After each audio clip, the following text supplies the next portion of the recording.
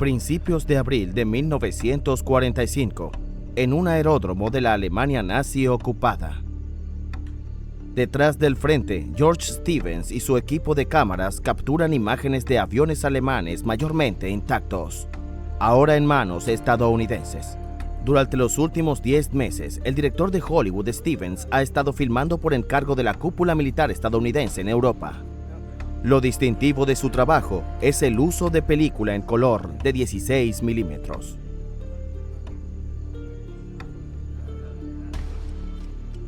Entre las aeronaves se encuentra un Messerschmitt Bf-109, un modelo temido por los pilotos aliados y soviéticos.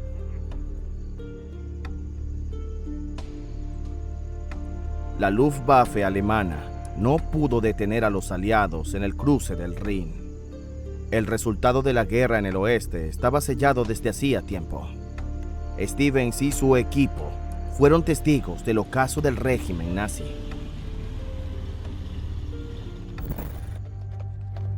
El final de la guerra en color. Los americanos en el Elba. Una película de Michael Clough.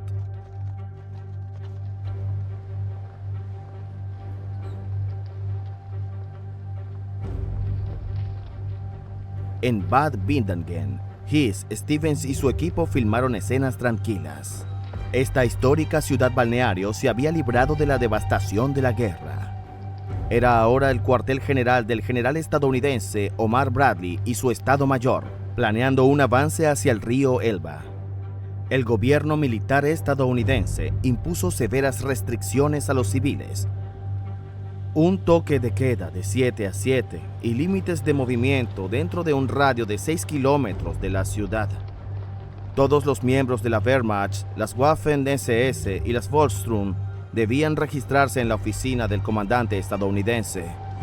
El transporte público y privado fue prohibido, al igual que cualquier tipo de comunicación no censurada, como radio y también el periódico. El 9 de abril de 1945, mientras las unidades estadounidenses avanzaban hacia el este, los equipos de cámaras del Proyecto Especial de Filmación 186 de la Fuerza Aérea de los Estados Unidos lo acompañaban. Se construyó un puente sobre el río Werra para asegurar el suministro de las tropas en el frente.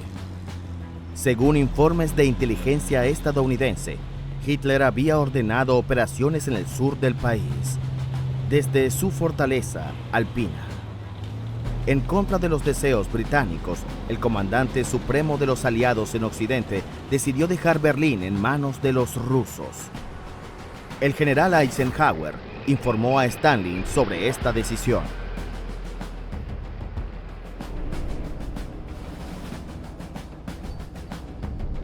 Cualquier obstáculo fue rápidamente eliminado. Quienes se interponían en el camino de los americanos pagaban el precio.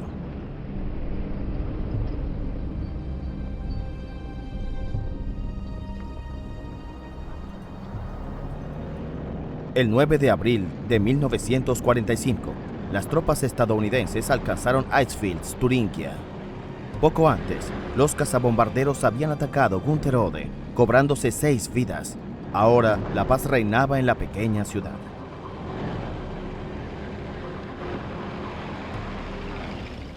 No todos los lugares se rinden sin luchar. Las órdenes de resistir desde Berlín seguían siendo obedecidas.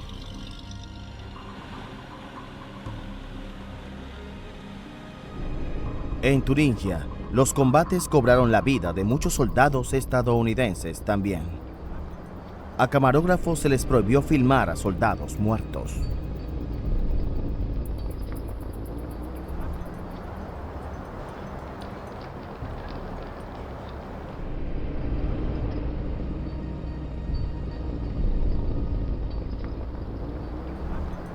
Aquí, un joven soldado alemán se rindió a los estadounidenses, desafiando la llamada de Martin Bormann, jefe de la Cancillería del partido nazi. Cualquiera que abandone su distrito sin permiso del Führer y no luche hasta el final es escoria y será tratado como desertor. Levanten sus corazones y superen toda debilidad. Ahora solo puede ser victoria o muerte. Un suboficial alemán, aún en el frente, comentó con ironía en su diario: el énfasis parece estar claramente en lo último.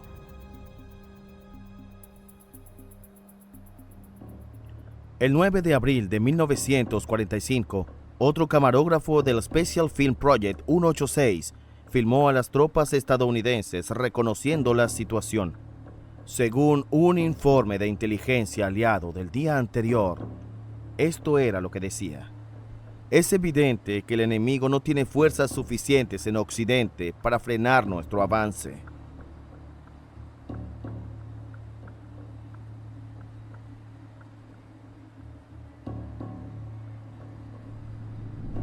Aquí, en el corazón de Turingia, los estadounidenses avanzaron bajo fuego hacia el Elba. El 11 de abril de 1945, un soldado alemán escribió esto en su diario: ya no hay liderazgo, ya no hay solidaridad. Los tanques arrasan con todo lo que tienen delante. Al no poder ser atacados con camiones o artillería pesada, las ganas de resistir son cada vez menores. Nuestras tropas se esconden como conejos. No tiene sentido salir a combatir. Se dice que el enemigo ya ha tomado a Polda y ha llegado a Alguena. No sabemos a dónde ir o qué hacer. La situación es crítica. Solo nos queda rezar.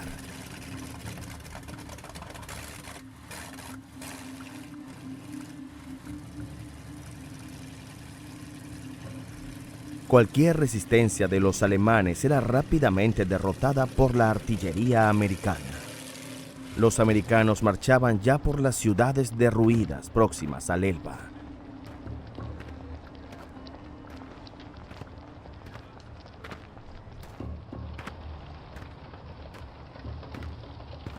A veces solo ancianos o miembros de las juventudes hitlerianas intentaban detener el avance enemigo. El director de Hollywood, George Stevens, y su equipo seguían esperando en Bad Wildungen, aprovechando el tiempo con viajes a los alrededores. En Frankenburg, a orillas del Elba, Stevens pudo filmar un campo provisional para prisioneros de guerra alemanes.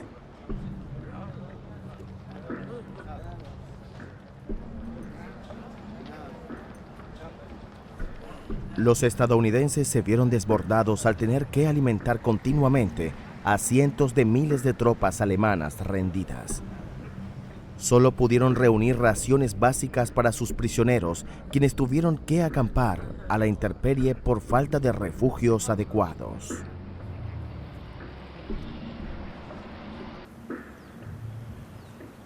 En Moscú, el avance casi sin obstáculos de las tropas americanas despertaba desconfianza. Stalin sospechaba que los alemanes se rendían en masa para defender Berlín con sus mejores tropas. El escritor soviético Ilya Ehrenburg comentó que los alemanes capitulan con tenacidad fanática. Los americanos, según él, los estaban derrotando con cámaras, sugiriendo que en esta guerra eran más observadores que combatientes. Algunos soldados fueron muy duros con los soldados enemigos. Un oficial alemán escribió en su diario: cada vez hay más signos de desintegración y desesperación, pero no podemos llegar justo al final y pasar el resto de nuestras vidas lamentando no haber resistido. En la Cancillería del Reich están más convencidos de la victoria que nosotros.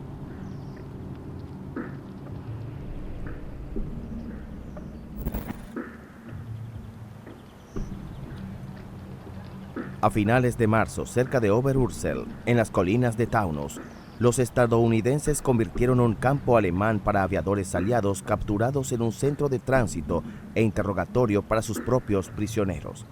Cualquiera que no fuera apto para proporcionar información valiosa era pronto enviado a otro lugar.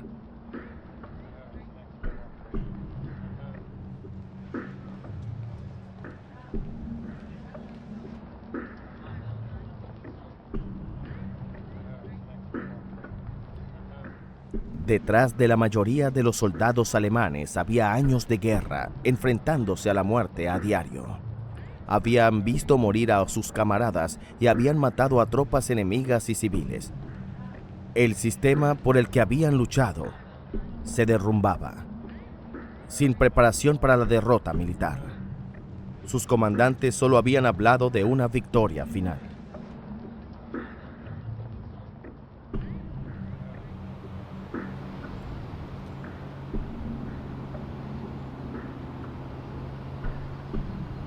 Los prisioneros de guerra alemanes eran transportados a Wiesbaden, al otro lado del Rin, en convoys interminables.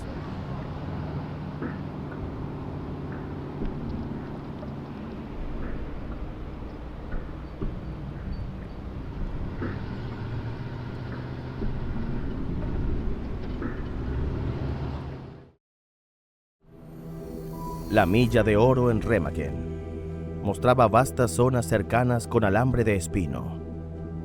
En los campos de las praderas del Rin, como se les conocía, las condiciones de alimentación e higiene eran catastróficas. Sin alojamiento, los prisioneros vivían a la intemperie en agujeros excavados en el suelo. Según informes estadounidenses, al final, unos 170.000 prisioneros fueron asignados al campo de Remagen. El 15 de abril de 1945, un oficial alemán en un campo de prisioneros de guerra escribió en su diario: «He vuelto a pasar la noche a la intemperie. Hacía bastante frío, hay poca agua para beber y muchos se pelean por ella. Defecar es un problema, no está organizado. Los hombres lo hacen donde quieren. Se cavaron fosas rectangulares, pero los bordes pronto se mancharon. Así que la gente empezó a defecar cada vez más lejos y al final, a lo largo de la alambrada. De todos modos, los soldados estaban debilitados y las enfermedades hacían estragos. Solo en la milla de oro murieron unos 1.200 prisioneros por gastroenteritis, desnutrición o agotamiento. En Wiesbaden, a mediados de abril del 45, los americanos se establecieron como los nuevos amos de la ciudad desde el 21 de marzo. El comandante militar coronel Sierenberg había puesto fin a todas las operaciones de combate, salvando así a la ciudad de una mayor destrucción. Un camarógrafo de Special Film Project 186 mostró especial interés en la situación de los niños y adolescentes de la ciudad. Muchos habían crecido sin padre y ahora, si sus padres habían sobrevivido, podrían ser detenidos como prisioneros de la guerra. En Wiesbaden, la gente celebraba el fin de los bombardeos nocturnos sobre la ciudad, enfocándose en organizar lo básico para sobrevivir. Para los niños, las ruinas eran terrenos de aventuras. El final de la guerra había derribado viejos tabúes, permitiendo que los jóvenes recuperaran su infancia.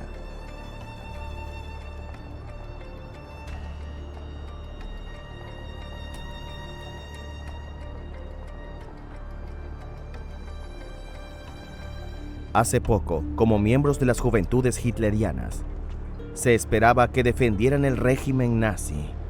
Ahora podrían ser niños una vez más.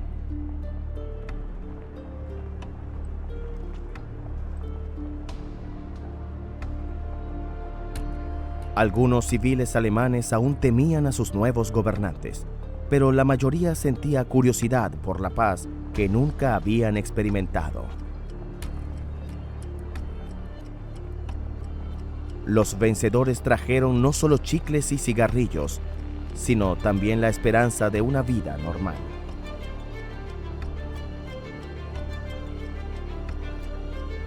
Un vuelo sobre el Rin cerca del Bingen muestra la histórica Torre del Ratón. Las fuerzas aéreas estadounidenses evaluaban la destrucción de las infraestructuras alemanas. Los depósitos y estaciones de clasificación habían sido blancos principales de los bombarderos.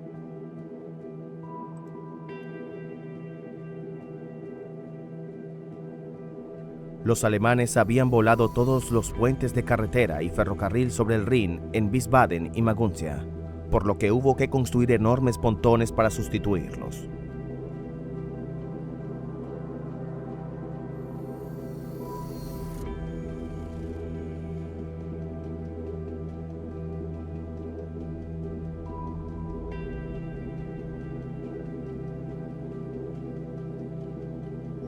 En las ciudades y pueblos del Rin ya había comenzado la posguerra. Sin embargo, más al este, los estadounidenses seguían luchando para llegar al Elba. En los alrededores de Freiburg an der Unstrut, las unidades de las SS, formadas en su mayoría por guardias de los campos de subconcentración abandonados, opusieron una resistencia mucho más fanática que los soldados de la Wehrmacht, desesperadamente sobrecargados.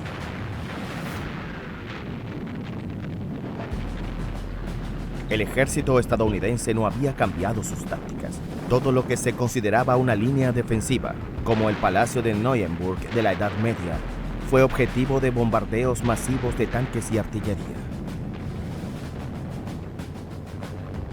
La Fuerza Aérea estadounidense prestó apoyo a los soldados que avanzaban. Por lo general, la resistencia se rompía rápidamente.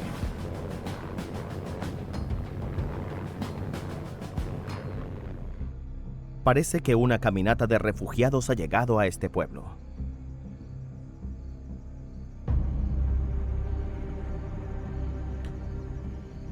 Pero la rendición seguía siendo peligrosa. Una y otra vez se fusilaba a los desertores o a los soldados y oficiales dispuestos a rendirse, como había ordenado Hitler. Cualquiera que no esté dispuesto a luchar por su nación, pero la traicione, en este momento tan crítico, no merece vivir y debe ser ejecutado. Nordhausen, en el sur de la región de Harz. A mediados de abril de 1945, el director de Hollywood, George Stevens, y su equipo pudieron visitar el campo de concentración de Mittelbuch-Dora, liderado unos días antes por las unidades especiales. Los estadounidenses sabían desde hacía tiempo que aquí se encontraba una de las armerías más importantes del Tercer Reich. George Stevens había recibido un permiso especial para filmar porque los detalles de la producción de armas aquí se consideraban información valiosa para el futuro. Los cohetes V1 y V2 se construían en una fábrica subterránea. Los motores del cohete A4, que los nazis habían descrito como su arma peligrosa, pronto serían enviados a Estados Unidos para su posterior utilización. Los mortíferos misiles fueron construidos en Kronstein por misioneros de los campos de concentración y trabajadores forzados. Los trabajadores esclavos utilizados por las SS tenían su propio campo de barracas. En una carta a Washington, Stevens escribió: "Estas criaturas carecen por completo de registros de sus vidas pasadas. De modo que de 2.000 hombres, mujeres y niños, solo fue posible identificar a 4 por su nombre y su nacionalidad. Los pocos prisioneros que sobrevivieron estaban más cerca de la muerte que de la vida. Poco antes de la llegada de los estadounidenses, la mayoría habían sido enviados a morir". Así describió más tarde un soldado la llegada de los estadounidenses a Nordhausen. No hay palabras para describir el hedor. Muchos de los chicos estaban curtidos en 1000 batallas desde Normandía, pero ahora estaban bastante enfermos a la vista y tuvieron que vomitar.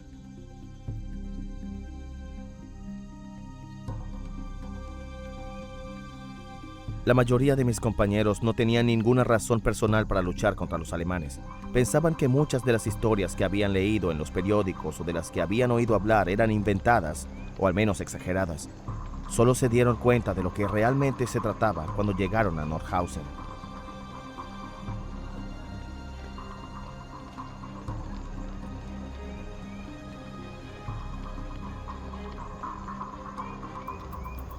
Los trabajadores forzados de los países ocupados por los alemanes se dirigían hacia el oeste. Este camión transportaba a prisioneros de guerra franceses internados tras la derrota de su país por Alemania en 1940.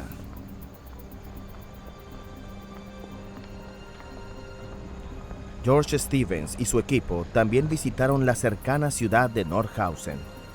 El lugar rebosaba de trabajadores esclavos liberados que desde 1943 Habían tenido que ensamblar piezas de aviones en un antiguo cuartel de las Fuerzas Aéreas. Mientras tanto, el director de cine y sus hombres habían recibido nuevas órdenes de marcha. Les dijeron que se prepararan para dirigirse al Elba para documentar el enlace de los americanos con el Ejército Rojo.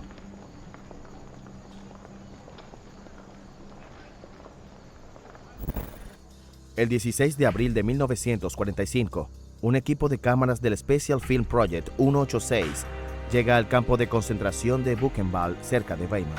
Sobre las puertas están escritas las palabras, bien o mal, mi patria.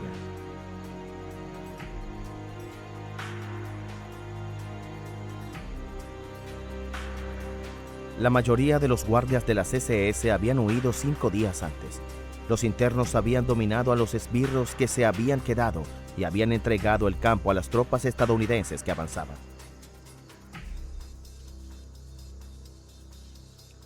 Buchenwald está a menos de 10 kilómetros del centro de Weimar, la ciudad de los poetas y pensadores. Creado en 1937, el campo de concentración fue uno de los mayores del Reich alemán. En Buchenwald y sus subcampos fueron explotadas, torturadas y utilizadas para experimentos médicos casi 280.000 personas de más de 50 naciones. Las condiciones en el enorme complejo del campo fueron un shock total para los soldados. Los 21.000 prisioneros llevaban 3 días sin recibir pan. Al menos 5.000 de los supervivientes se encontraban en estado crítico. Cada día morían más de 200 reclusos por desnutrición y tifus.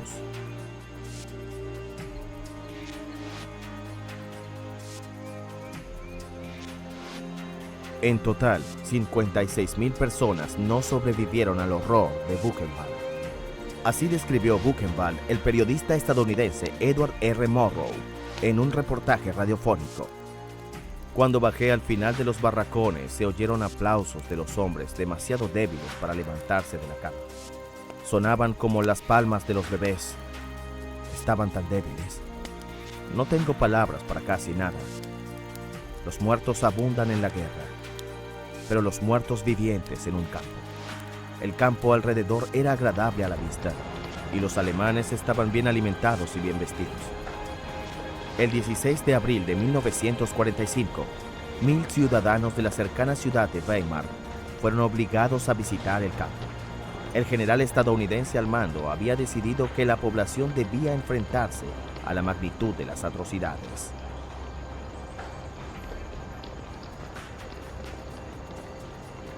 En una carta a su hermana, un recluso describía sus reacciones. Solo quedaban visibles los modestos restos de la realidad. Pero incluso eso bastaba para que algunas personas se desmayaran. Una y otra vez la gente exclamaba desesperada, pero no teníamos ni idea. Ahora, tras años en los que nos consideraban y trataban como criminales, de repente se enfrentan a la certeza de una culpa que nunca podrá ser expurgada. En un informe interno, el general estadounidense Eric F. Wood dudaba del efecto educativo de la operación. Durante la visita, muchos ciudadanos tuvieron la desfachatez de afirmar que nunca habían oído hablar de este campo, aunque habían estado muy cerca.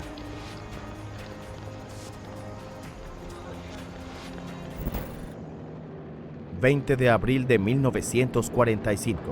el día del cumpleaños de Hitler... un equipo de cámaras del Special Film Project 186 filmó tanques americanos de camino a Leipzig.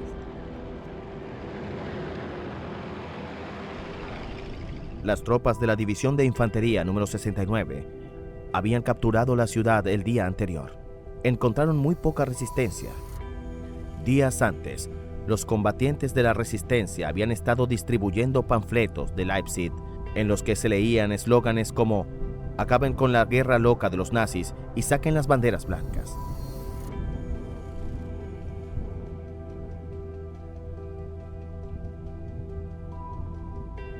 En el ayuntamiento, el equipo de cámaras filmó una escena espantosa. Un pez gordo nazi yacía junto al retrato de Hitler. Al parecer había optado por el suicidio para evitar la vergüenza de la capitulación.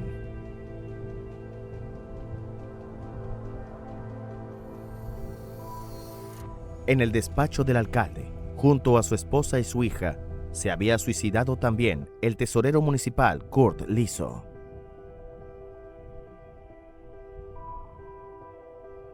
Tal día como hoy, 20 de abril, una mujer del sur de Alemania escribió en su diario: El cumpleaños de Hitler. Escuchando voluntariamente por primera vez un discurso de Goebbels, me pregunté si era ya locura o simplemente astucia, si estaba jugando a sangre fría un doble papel. Los dirigentes del partido se suicidan porque más de la mitad de la Alemania nazi está ocupada. El frente oriental está cada día más cerca. Por todas partes caen bombas día y noche, incluso en pueblos pacíficos, cerca de nosotros también. Y Goebbels habla como si la victoria fuera inminente.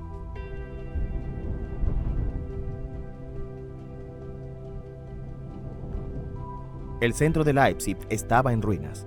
Una cámara de las fuerzas aéreas documentó meticulosamente los daños.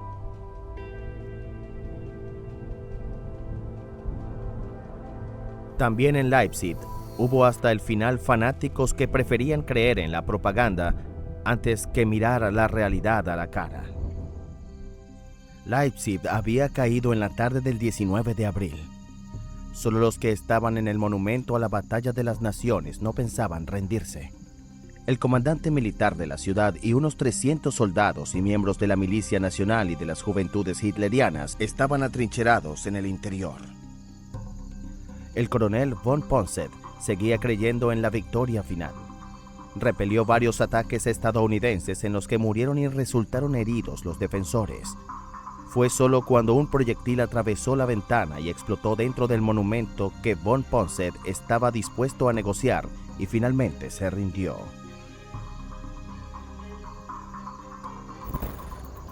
A las afueras de Leipzig, prisioneros de guerra liberados británicos y franceses posan para la cámara.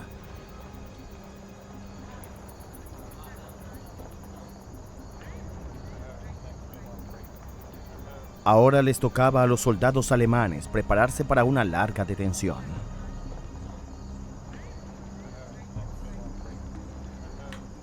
Todo el que podía intentaba pasar detrás de las líneas americanas y rendirse allí. Bajo ningún concepto querían caer en manos del Ejército Rojo. Muchas de las tropas habían resistido durante semanas en posiciones en el Elba y el Oder. Solo eslóganes como «Victoria o Siberia» les habían motivado a resistir para salvar lo salvable. El avance estadounidense había facilitado entonces que la mayoría depusiera las armas.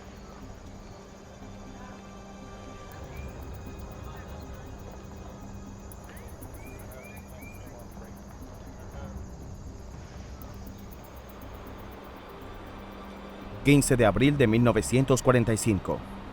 cerca de la ciudad de Würzen, los camarógrafos del Special Film Project 186 tomaron imágenes particularmente impresionantes de soldados alemanes y miembros de la milicia nacional que se habían rendido voluntariamente a los estadounidenses.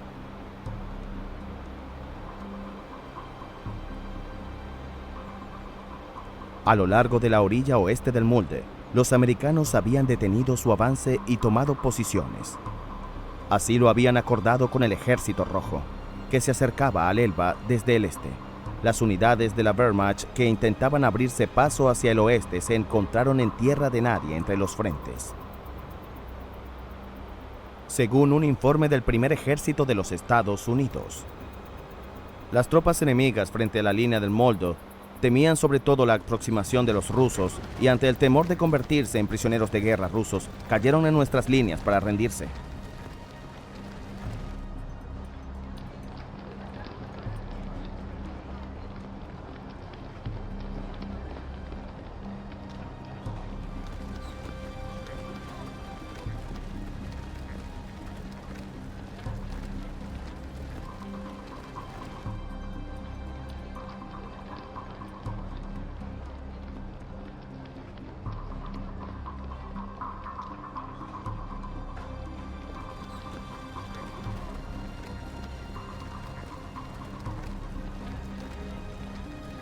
En poco tiempo, decenas de miles de soldados alemanes se convirtieron en prisioneros de guerra estadounidenses solo en esta sección de la línea Mulde.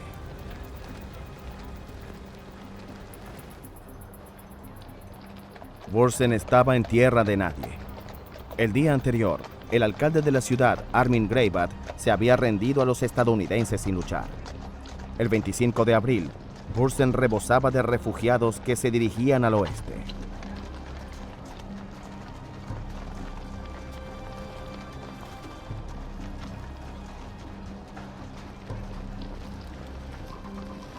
Residentes y trabajadores esclavos liberados fueron filmados saqueando los almacenes de la estación. Una mujer joven señaló: En un instante se desató una asquerosa lucha por la comida. La ciudad es una absoluta Babilonia, una mezcla de personajes indescriptibles. Y los alemanes no son los mejores. Parece que aquí nunca habrá paz ni calma. Lo que más ayuda es escribir algo cada día. Es una actividad en la que puedes refugiarte para contrarrestar la irrealidad de estos días con pequeñas realidades que te resulten familiares.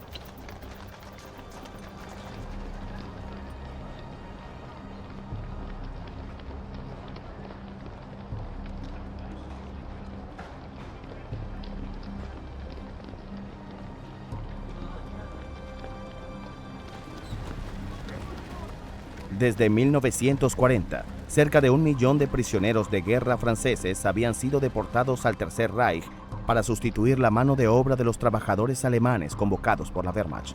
Esta mano de obra esclava francesa era especialmente indispensable en la agricultura para mantener el suministro de alimentos de Alemania. Por regla general, estos trabajadores forzados recibían raciones escasas que no contenían las calorías que normalmente necesita un trabajador.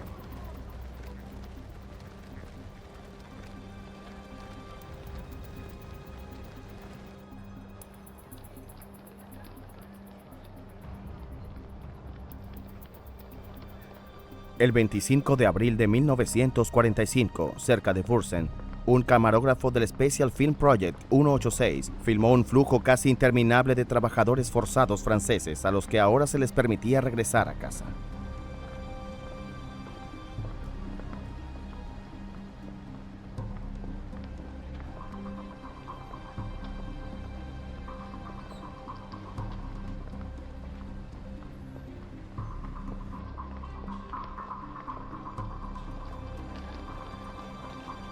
También se veían numerosos carros tirados por caballos con civiles alemanes que se dirigían hacia el oeste. La mayoría de ellos ya tenían un largo viaje a sus espaldas, desde Prusia Oriental, Pomerania y Silesia. Habían sufrido semanas y meses de privaciones, siempre en busca de comida y refugio, y siempre con el temor de ser atacados o asesinados entre los frentes.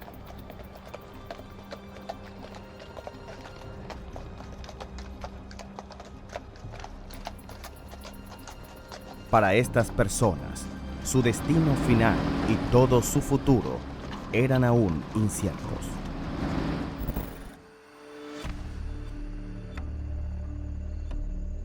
«30 kilómetros al norte de Wurzen, el director de Hollywood, George Stevens, y su equipo hicieron una parada. En Düben, en la ruta nacional 2 hacia Berlín, la división de infantería número 104 había tomado posiciones y en primer lugar estaba haciendo limpieza.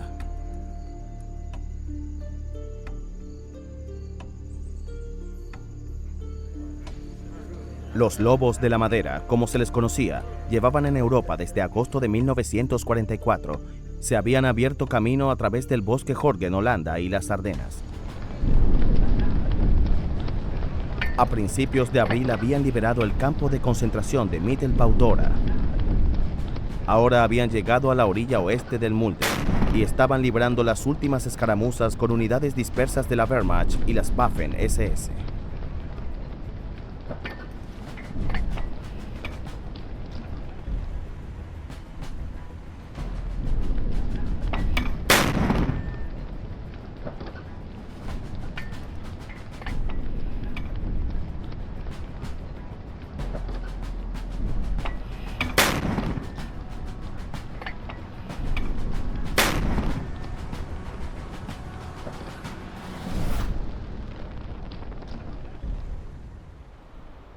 También aquí, el 25 de abril de 1945, la guerra había terminado.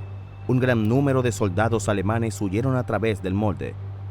En su sección del frente, los estadounidenses recurrieron a métodos poco convencionales para intentar hacer frente a la situación. Lanzaron octavillas sobre las tropas en fuga, pidiéndoles que formaran grupos de 500 hombres cada uno y que aparecieran en la orilla oriental del río a intervalos de media hora. Naturalmente, con las armas descargadas. De este modo, en los 4 días siguientes, más de 16.000 soldados alemanes se pusieron a salvo como prisioneros de los lobos de la madera. George Stevens aún no sabía que los británicos y los estadounidenses habían decidido detener su avance sobre Berlín. Deseaba desesperadamente filmar la desaparición del régimen nazi junto a las tropas estadounidenses en la capital de Hitler. En cambio, tuvo que conformarse con experimentar el fin de la belicosidad alemana en una pequeña ciudad en medio de Alemania.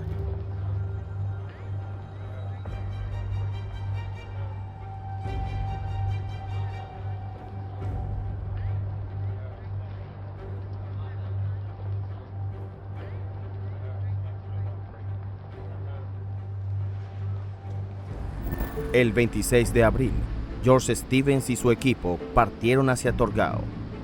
Su misión consistía en documentar la unión de las fuerzas estadounidenses y rusas. Berlín estaba ya muy lejos para los soldados. Más tarde, un miembro de la escolta de Stevens escribió: "La gente se resignó al hecho de que no íbamos a ir a Berlín. Les había invadido la sensación de que la guerra no duraría mucho más. Por primera vez ya no había enemigos. Es una sensación agradable cuando ves a un jeep. Pudimos descansar junto al Elba".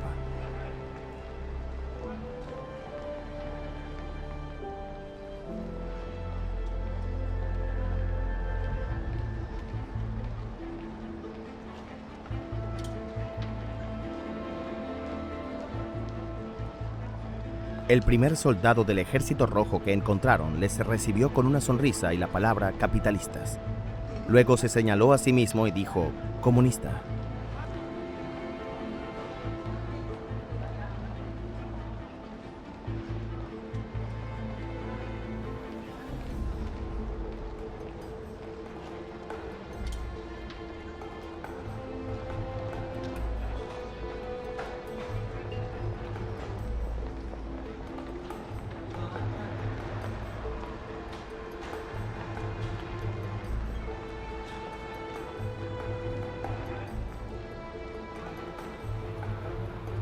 El 26 de abril de 1945 también tuvo lugar el primer encuentro oficial entre soviéticos y estadounidenses. Se había organizado para que tuviera lugar en el puente del Elba, en Torgau, y fue filmado por un equipo de cámaras del Special Film Project 186.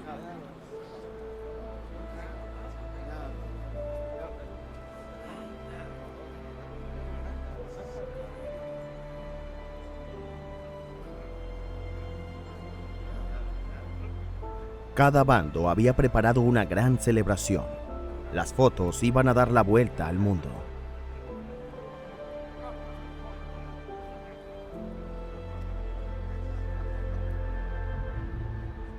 ...27 de abril de 1945... Día del Elba. La gran celebración comenzó en medio de los refugiados que cruzaban el río. Pero el primer enlace no oficial ya había tenido lugar 2 días antes. 40 kilómetros río arriba, un equipo de reconocimiento estadounidense se había topado por pura casualidad con una patrulla soviética.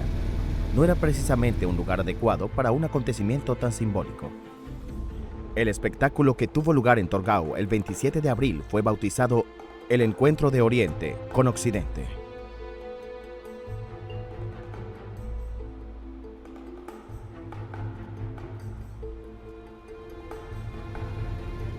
También se había invitado a representantes aliados de Gran Bretaña y Francia.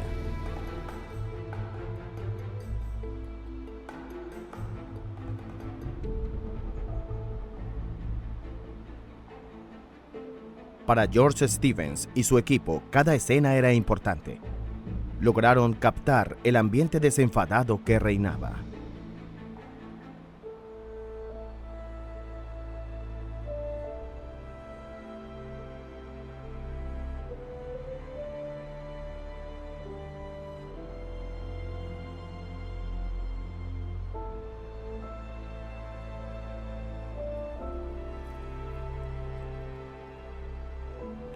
También asistieron equipos de cámaras y fotógrafos soviéticos.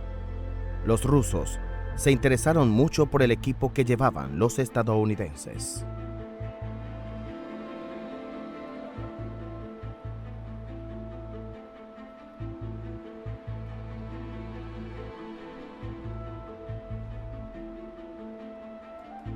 Harold Denny informó para el New York Times: el frente occidental y el frente oriental están finalmente unidos, y Alemania está cortada en dos.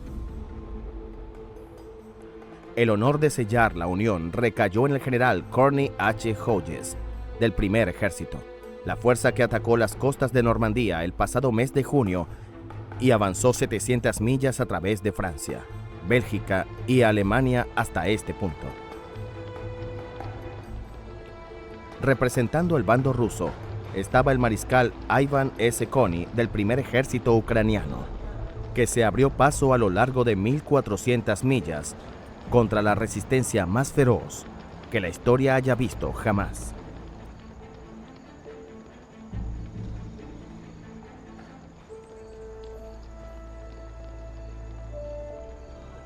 El espectáculo de Torgau fue un acontecimiento para todo el mundo. El enlace significó más para los estadounidenses que para los soviéticos. Moscú eligió ver como único vencedor del fascismo nazi. La unión de los dos bandos tuvo un significado especial para el mundo occidental, porque simbolizaba el final de la guerra.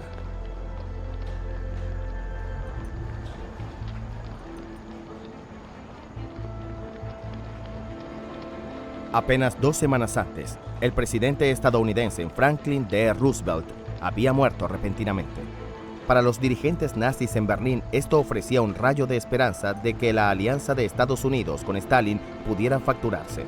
Pero Torgau demostró exactamente lo contrario.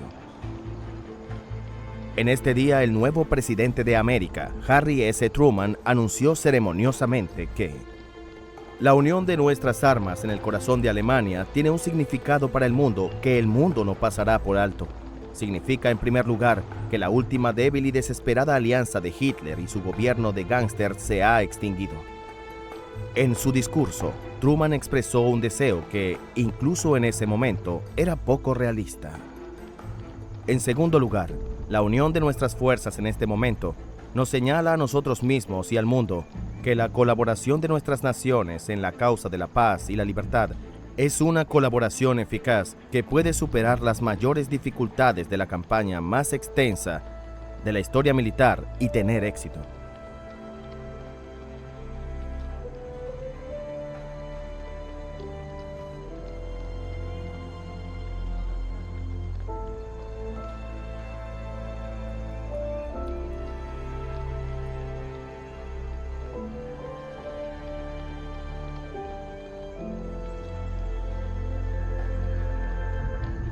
En su artículo para el New York Times, Harold Denny se mostró de acuerdo con el presidente.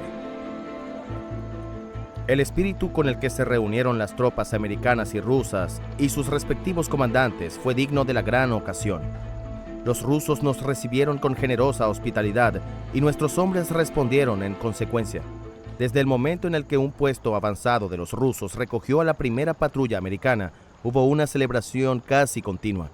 Los rusos organizaron banquetes de comida y vodka y los norteamericanos trajeron coñac y champán, bebidas que habían liberado de los depósitos del ejército alemán. Y luego hubo brindis y cánticos y expresiones de esperanza por un futuro en el que norteamericanos, rusos y británicos estarían juntos por una paz duradera.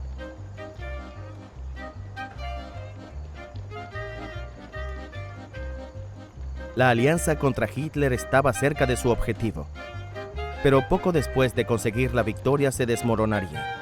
El 27 de abril de 1945, 3 días antes de que el dictador alemán se suicidara y 11 días antes de la redención incondicional de Alemania, comenzó la era de posguerra en la política internacional.